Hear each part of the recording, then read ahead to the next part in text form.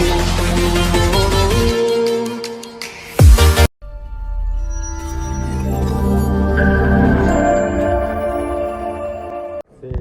ce moment que survient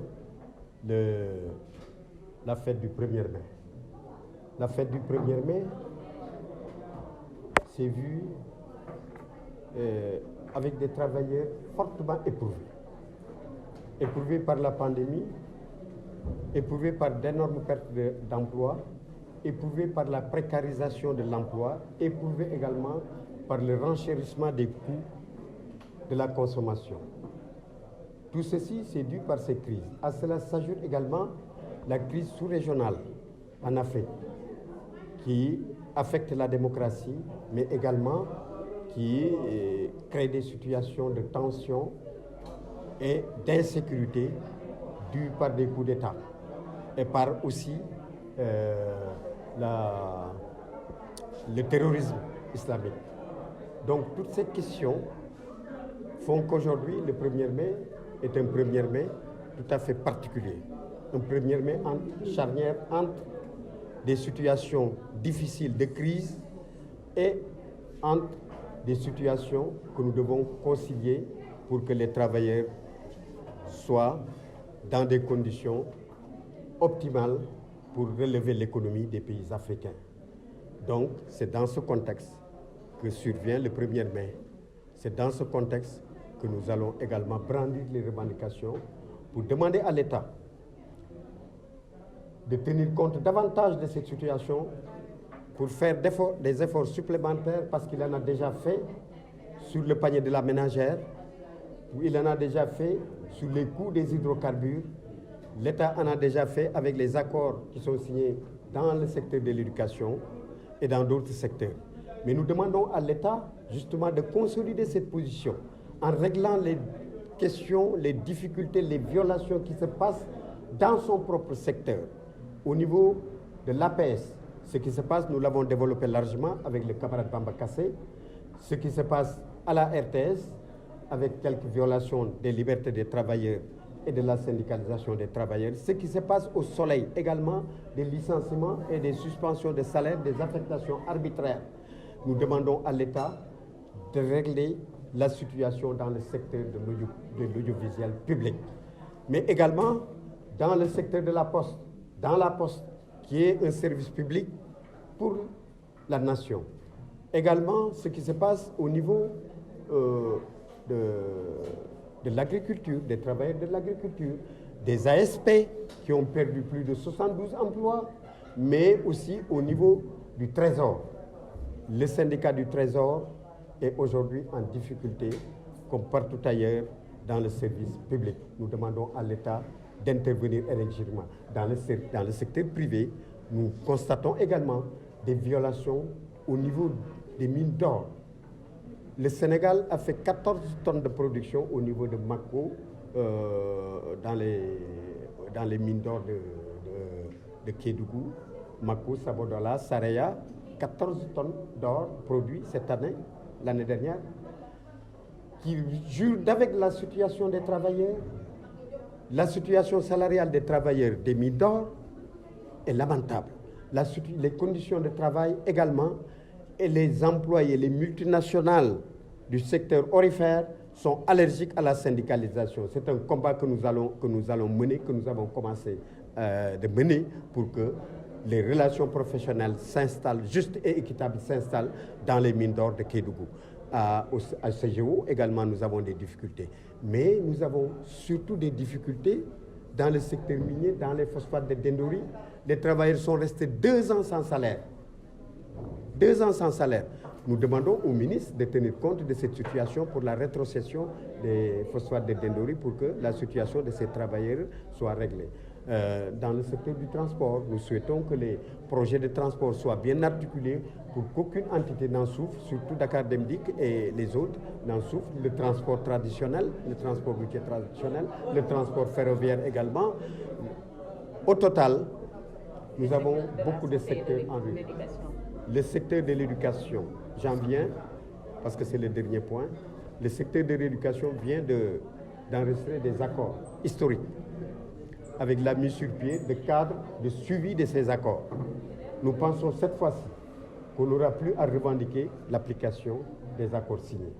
Nous le pensons sérieusement parce que la volonté que nous avons constatée au cours de ces négociations, aussi bien du côté des travailleurs que du côté des employeurs, augure en tout cas l'application correcte de ce qui a été retenu.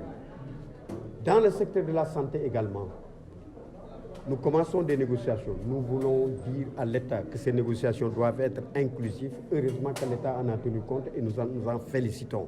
Pour régler de façon durable et définitive les conflits d'un secteur, il faut être le plus inclusif possible. Ça a été le cas avec le secteur de la santé qui entame des négociations. Nous souhaitons que ces négociations se terminent dans les mêmes conditions que celles du secteur de l'éducation.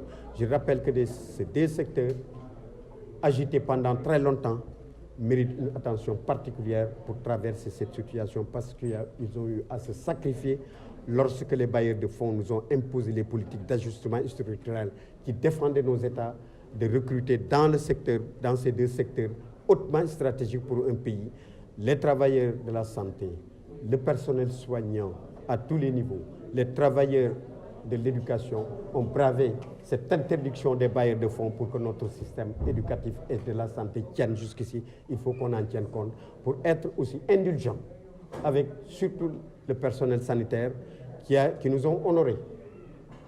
Les travailleurs de la santé nous ont honorés, il faut le dire. Le professeur Seydi, toute son équipe, le ministère et l'ensemble des travailleurs soignants du secteur ont porté le combat de la Covid-19 au point de positionner le Sénégal à des niveaux honorables à travers la lutte, la prise en charge de la Covid-19 dans le monde. Il ne faut pas qu'on l'oublie. Il ne faut pas qu'on oublie également les sacrifices qu'ils ont eu à faire pour régler maintenant de façon objective la crise qui sévit dans ce secteur avec évidemment le cas Astou Sokhna. Ceux qui protestent pour ça ont le droit de protester. Et je pense que de ce qu'ils disent, nous devons en tenir compte pour qu'ensemble, aller vers des solutions définitives dans le secteur. Et si on jetait un coup d'œil sur les revendications du camarade Cheikh Seck, du syndicat des travailleurs du secteur de la santé et de l'action sociale, il a toujours reconnu les efforts et les investissements qui ont été faits sur fonds propres par l'État du Sénégal, ce qui n'a jamais été fait depuis les trois régimes. On a construit des hôpitaux de haut niveau, on a mis du matériel, on a fait beaucoup d'investissements dans le secteur.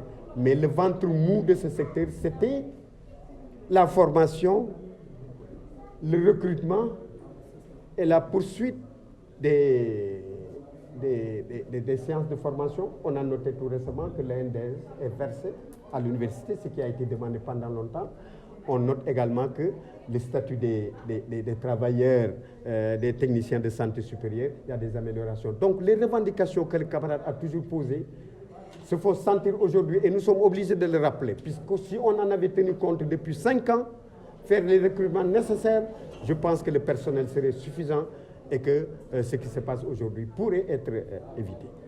Les efforts que l'État a eu à faire depuis la pandémie pour justement rendre résilientes les populations et les travailleurs. Ça, c'est à saluer. C'était dans un contexte tout aussi difficile. Aujourd'hui, la situation de l'économie mondiale s'annonce encore plus difficile. Nous allons demander à l'État de renforcer sa volonté et ses positions, d'accompagner les populations pour traverser ces difficultés qui, d'après les prévisions, iront jusqu'en fin 2023. Nous le lui demandons parce que l'État a déjà fait des efforts pour d'abord bloquer les prix à la pompe au niveau des hydrocarbures, et ça c'est un effort immense compte tenu de ce qui se passe aujourd'hui dans le monde. L'État a fait des efforts pour également maintenir l'approvisionnement du pays en denrées et en produits stratégiques jusqu'ici. Nous avons également constaté un point que beaucoup ne relèvent pas souvent, la sécurité. L'État du Sénégal, le président en tant que chef suprême des armées et ses troupes ont assuré la sécurité du Sénégal, ça il faut le souligner. Ce qui se passe ailleurs ne se passe pas encore ici. Or, la sécurité a quelque chose de particulier. Tant qu'elle n'est pas menacée, on ne sent pas ça, son utilité, son importance. Cheikh Anta disait que la sécurité précède le développement. Donc, de ce point de vue, nous devons relever les efforts qui sont faits pour protéger le territoire sénégalais, pour sécuriser le territoire sénégalais par notre tour. Il y a également il y a des violations que l'État doit s'employer à régler. Donc, pour ce qui est des difficultés sur le panier de la ménagère, nous demandons à l'État de renforcer ses positions. Nous allons l'accompagner. Mais la CNTS/FC a entamé une réflexion depuis très longtemps. Nous sommes convaincus que subventionner la consommation n'est pas viable. C'est la production qu'il faut subventionner pour arriver à des prix raisonnables, pour arriver à une production abondante, pour arriver à l'autosuffisance alimentaire. Je cite le ministre de l'Agriculture qui dit que le chef de l'État a mis 10 milliards de plus dans l'agriculture pour faire un pas vers la suffisance alimentaire. Pendant ce temps, l'État a subventionné près de 40 à 50 milliards pour amortir les coûts de la consommation des denrées de première nécessité et des centaines de milliards dans le secteur du pétrole pour amortir les coûts. Au total, si on mettait tout ça dans la production, je pense que nous atteindrons très rapidement l'autosuffisance alimentaire et des prix abordables pour les populations. Donc, après tout ça, après la traversée du désert, réfléchissons pour redresser les politiques publiques d'autosuffisance alimentaire et de la subvention de la production.